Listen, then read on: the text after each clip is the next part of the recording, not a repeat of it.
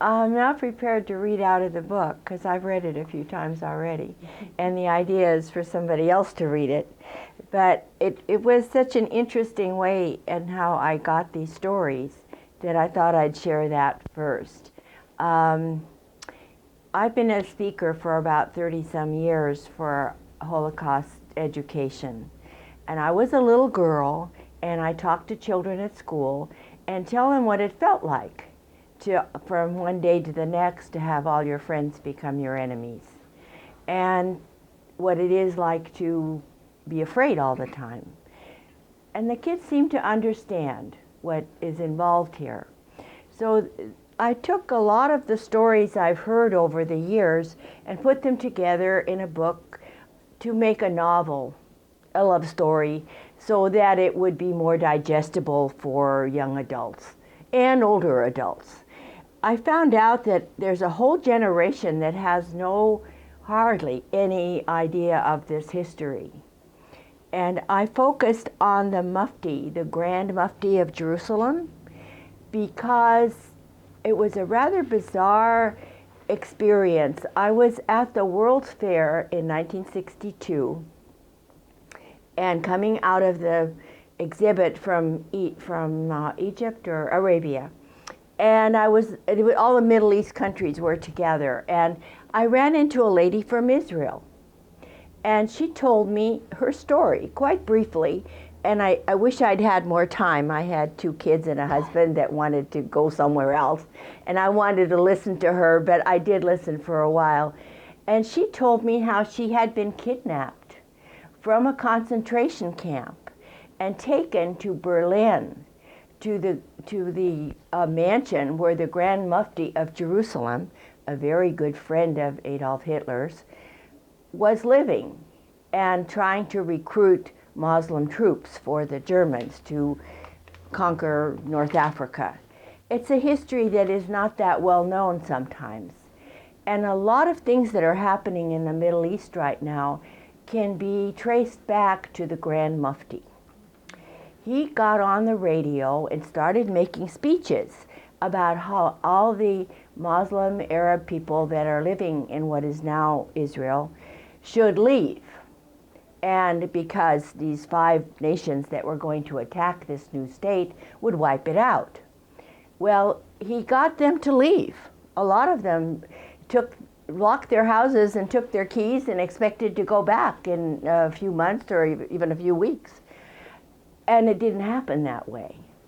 So now a lot of these people are still what is in refugee camps. And the other Arab countries around them have not absorbed them. They are using them as political pawns. And it all refers back to the Grand Mufti. He was responsible for the deaths of thousands of children because he kept the convoys from leaving. The British offered, actually, the Germans to trade some prisoners of war for some Jewish children. And he stopped that. He stopped all of that because he was afraid they would go to Palestine, and he didn't want any Jewish people in Palestine. So that's the basis where I got this book. And this girl had such an interesting story. And it is bizarre, possibly unique. And I didn't think about it again for about maybe 30 years, maybe longer. And about 2 or 3 years ago, I had a dream about this whole episode. And I started sitting down and I began to write with pencil and paper and wrote out the story. And I liked the people so well that I had trouble ending it because I didn't want to leave them. And I wove the stories together of all the stories that I've heard from survivors of the Holocaust. And I think it's an educational book. I've been leaving it at libraries, and I've had some feedback from librarians who have told me that they read it in 1 or 2 sittings. And I'm not a professional writer, but I have been writing for many years. And I've done some pretty good work because I've always gotten my stuff published somewhere. So I think this is my first effort as a book. And I would like you to try and look at it, and if you have any questions, I think I will leave time for that. I have about 5 minutes, right? Does anybody have any questions about what I just mentioned? Okay, well, I think what I dealt with here was the things that different people experienced. And the epilogue tells a little bit about what happened to them later. And many people that survived did quite well. They had everything taken away from them. They had to start from scratch. I mean, they didn't even have clothes or anything from their old life. It was like it had not existed. I try to think about that. You have a life right now, and tomorrow, for instance, all the people in your town think of you as not being a person, and all your clothes in your house and everything you own is taken away, and you're just not a person anymore. You're livestock. But some of these people survived, and they thrived, and they did quite well. And I wanted to emphasize in here that too. The girls that I'm writing about, the men that I'm writing about, they recovered, and they became productive and in their lives, and well, restored some of their lives, but not their old lives. They had the resources, their inner resources to do that.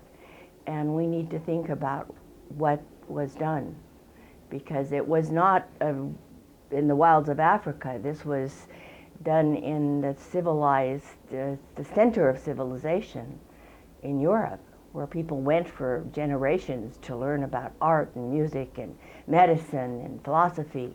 And suddenly these people lost their moral compass. And that's pretty much what I'm trying to show too. But like I said, it's a love story, and I think we're about done, right? Yes. What's the name of your book? It's called To Survive Is Not Enough. Thank you. I guess I should have said that first. Did you have a question, dear? Can you tell us a little bit about you started talking about you as a child and the reactions you got from your friends. What happened? Well, I was born in Austria, and in 1938, when I was 5 years old, the Germans were jubilantly received by the Austrians and became a Nazi state, and actually became a part of Germany. It's called the Anschluss. Some of you may remember that from your history books.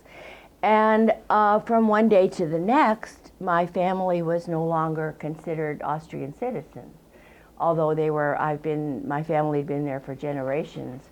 And the people that they were friends with, their hiking club, they belonged to a sports society. My mother had a very good job as a secretary in a big company that made textiles, so wholesale textiles.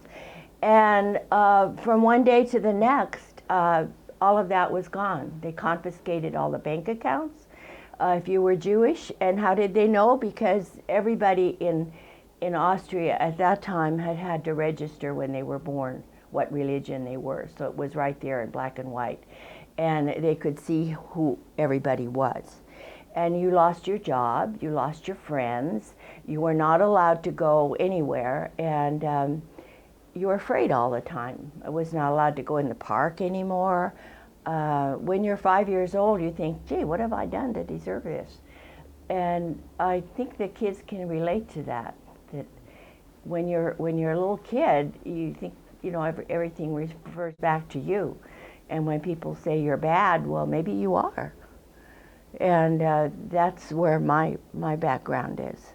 We finally made it to America, but I'm writing that down too. It's in another. It's a whole other version. But this is mostly historic fiction, and I did research a lot. I didn't just grab it out of the thin air. I researched the dates and what happened to these people and what the Grand Mufti had to do with it. And you all have computers, I'm sure. You can just look him up, and you'll see that he was very instrumental in everything that happened in Europe during those years. And sharing your story with us. Thank you. Okay.